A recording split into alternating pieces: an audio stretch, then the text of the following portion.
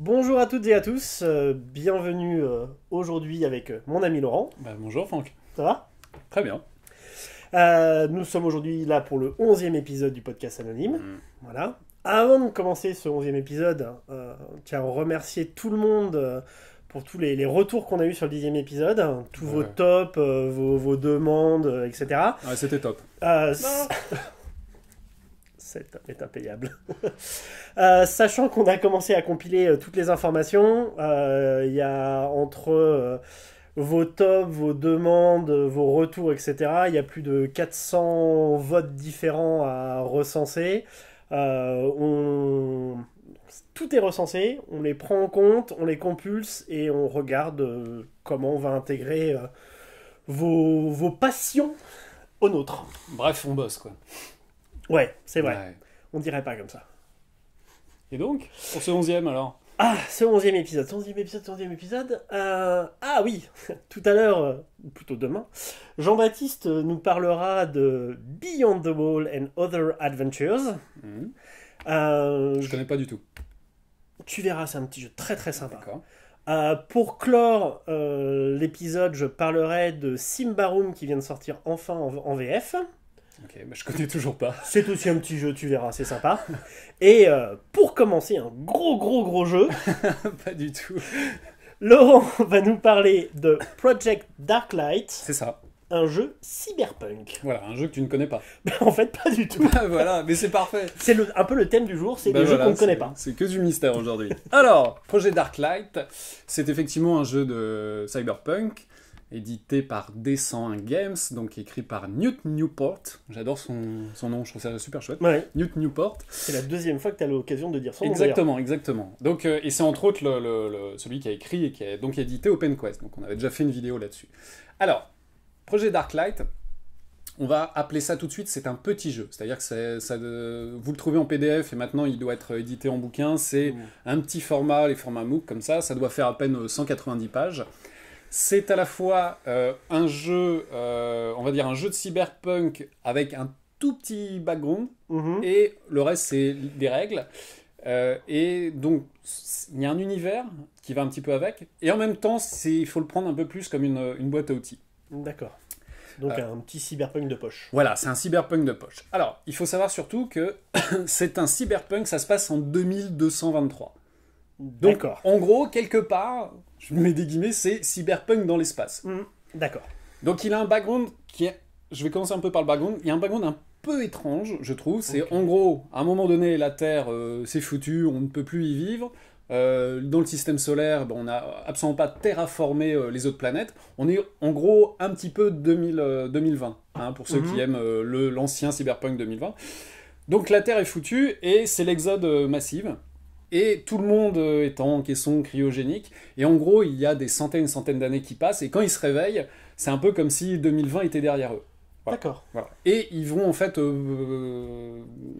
envie de dire, ils vont, grâce à des grosses corpos qui forcément gouvernent un petit peu ça, ils vont se mettre sur différentes planètes à droite et à gauche. Donc c'est vraiment cyberpunk dans l'espace. Tout ça est gouverné par des grosses corporations, il y a eu plusieurs guerres, etc. Et c'est des corpos, il y en a 3, c'est une sorte de triumvirate, c'est Tricorpo ça s'appelle. Et elle génère, en fait, elle gère absolument toutes les planètes. D'accord. Et forcément, c'est 3 corpos, enfin c'est en gros l'Empire, quoi. Hein. C'est un peu l'Empire dans un monde cyberpunk. Il faut le voir un petit peu comme ça. Alors son background est un peu bizarre, c'est-à-dire ce qu'est le projet Darklight, comment on en est arrivé là, c'est un petit peu étrange la manière dont c'est amené. Par contre, l'idée pour laquelle l'humanité, depuis, j'ai envie de dire, depuis les débuts, est un peu gouvernée à chaque fois par des corporations. Si, quand même, il faut se révolter avec ça.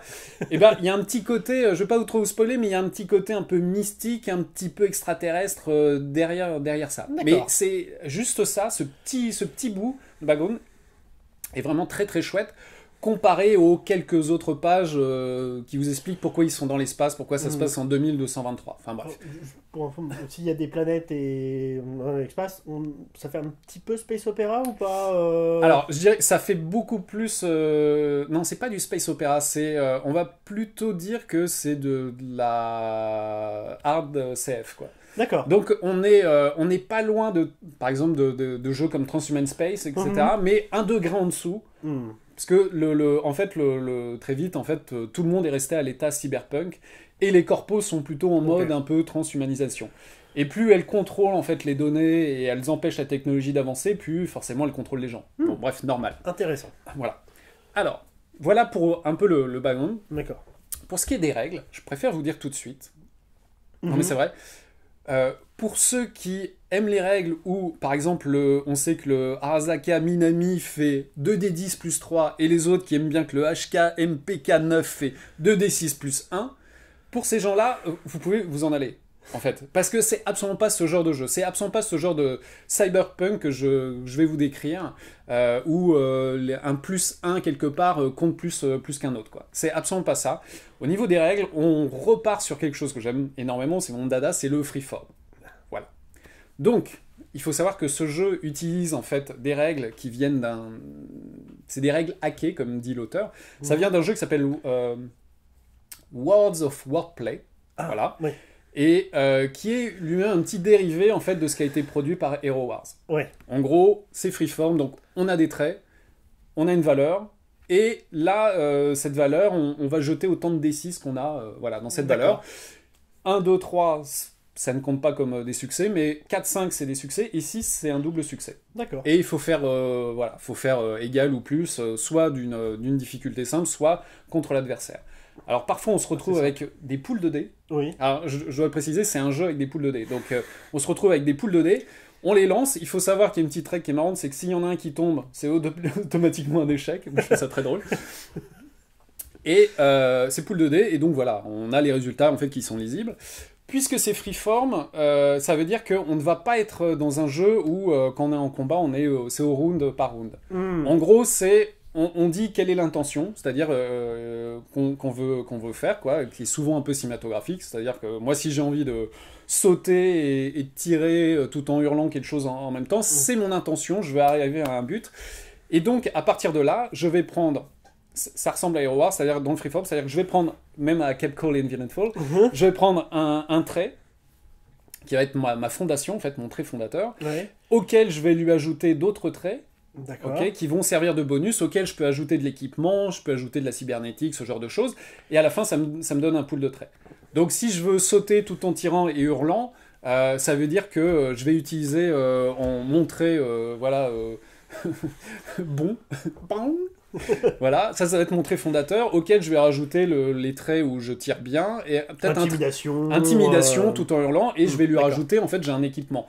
Et c'est ce que je disais, c'est que l'équipement, en fait, à partir du moment où vous décrivez que votre équipement c'est un super flingue chromé, voilà, ça passe. On peut juste l'utiliser. Voilà, on peut l'utiliser. On s'en fout de savoir que c'est telle marque, ça fait une valeur en nombre de dés comme le reste. Exactement. Donc ça veut dire aussi que pour tout ce qui est équipement cybernétique, c'est la même chose. En gros, vous allez juste marquer comme trait, je sais pas moi, allez, torse chromé, et à ce moment-là, en fait, vous allez avoir une... Et on peut l'utiliser en défense. Tu peux l'utiliser en défense, tu peux l'utiliser pour faire pour plein de choses, en fait, pour faire du américain, enfin, tu peux tout faire avec. On est proche de ce que ont voulu faire les gens avec Shadowrun Anarchy, donc on en a parlé, où au final, tout ce qui est cybertechnologie, matrice, sort, etc., c'est des effets. Et puis ça se rajoute au jet de dés parce qu'on les utilise. Exactement. Et en fait, à partir du moment où le joueur lui donne un nom hyper cool, et est content en fait et a vu avec le maître du jeu, est content en fait des différents petits effets que peut faire son équipement cybernétique, tout roule.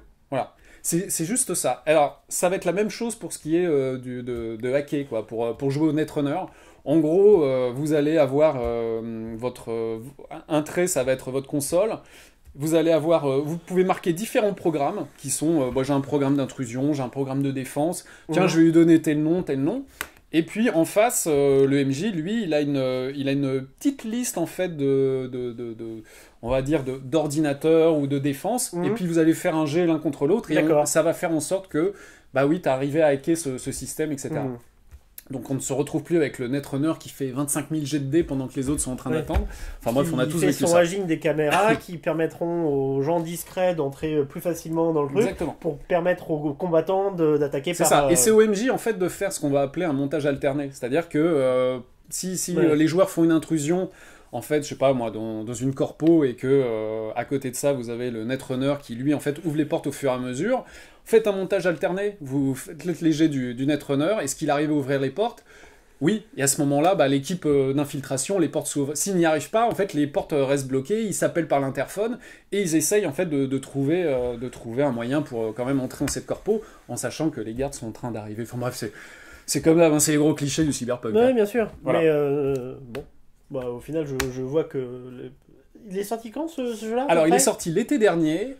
C'est comme d'hab, il faut savoir que Newt Newport, dans D101 Games, il est tout seul. Donc, il a fait un petit peu sa pub, etc. Mais c'est pas forcément un jeu qui a eu beaucoup de succès. Bah, il est sorti en même temps que Shadowrun Anarchy, qui est qui sorti pour la Gen Con de l'été dernier. Voilà. Mais donc, forcément. Moi, honnêtement, c'est-à-dire... Pour ceux qui suivent un petit peu, moi j'aime bien ces jeux-là en fait avec les traits un peu freeform parce que j'ai pas envie de me farder 200 pages de règles en fait. JB l'avait dit une fois, on commence à être un petit peu feignant parce qu'on est vieux. Surtout que dans ce genre de truc, les centaines de pages d'équipement, c'est plus 1 ici, plus 2, plus là, et en fait on pourrait tout rassembler. Bref, donc c'est fait pour ceux qui veulent faire du cyberpunk, qui ne veulent pas en fait se prendre trop la tête. Et encore une fois, c'est un petit jeu, c'est-à-dire que ça va pas aller très très loin, mais moi honnêtement, il y a longtemps que je voulais faire du cyberpunk sans me prendre la tête, et je crois que j'ai trouvé, peut-être pas le jeu idéal, mais le jeu où je me dis, tiens, allez, avec celui-là, je vais partir, je vais faire du cyberpunk. Et puis il y a un petit côté cyberpunk dans l'espace. Moi, à la lecture, j'ai envie de vous dire que c'est, dans l'esprit, c'est vraiment un mélange avec ce qu'on trouve dans Cyberpunk 2020, le jeu de rôle. On retrouve certains côtés, même si ça va pas vers la transhumanisation, de Carbone modifié. C'est un roman qui est absolument extra, dans le côté un peu noir, un peu sombre et violent. Et je trouve que pour le côté différentes planètes, différents systèmes solaires, planètes, on se retrouve un petit peu dans cette série qui s'appelle The Expanse, qui est pas mal du tout. Et je trouve que c'est un peu les trois réunis dans un petit jeu de 190 pages. Pas mal. Et bah ouais, je trouve que c'est pas mal. Alors, juste une toute dernière petite question là pour finir. Ouais. On y joue quoi exactement dedans? Est-ce que c'est des runners comme dans Shadowrun? Est-ce que... Alors, tu peux jouer ce que tu veux. Alors, il faut établir ça avec le maître du jeu. Est-ce que vous allez, en fait... Il n'y a pas d'axe dans le bouquin de base? Alors, il y a quand même un axe quand même de cyberpunk qui veulent lutter contre cette immense corporation qui gouverne, en fait, une multitude de planètes. Donc, il y a toujours, on est dans le cyberpunk, il y a toujours un petit côté rebelle, on va se battre contre le système, voilà. Après, rien n'empêche, à un moment donné, c'est toujours pareil, de se battre contre le système et puis de se faire un peu happer par lui, de fonder une corpo. Voilà, en fait, puisque c'est freeform, c'est très très libre. Alors bien sûr, il y a des directions, il y a un esprit qui est toujours là, l'esprit cyberpunk, mais l'auteur a quelques conseils quand même qui sont bien vus et qui sont, en fait, voilà, il faut se réunir autour de la table et se dire... Qu'est-ce qu'on a envie de jouer? J'ai toujours trouvé le cyberpunk très dur à jouer, où on jouait toujours un petit peu les mecs des rues, un peu mercenaires, etc. Il y a un moment donné, il faut se dire, est-ce que vous voulez jouer ça? Ou est-ce que vous voulez jouer des mecs qui errent un petit peu partout? Est-ce que vous voulez jouer une corpo? Et parce que les règles sont très simples et freeform, tout est possible, pour une fois. D'accord. Voilà. Bah écoute, chouette. On joue quand? Bah écoute, dehors. Ok. Ah bah non, non. Ah, on peut pas. Bon, bah en tout cas, merci pour cette présentation. C'est passionnant. Je connais un jeu de plus. J'espère que ça vous a plu aussi. En attendant, bonne lecture à tous et bon jeu.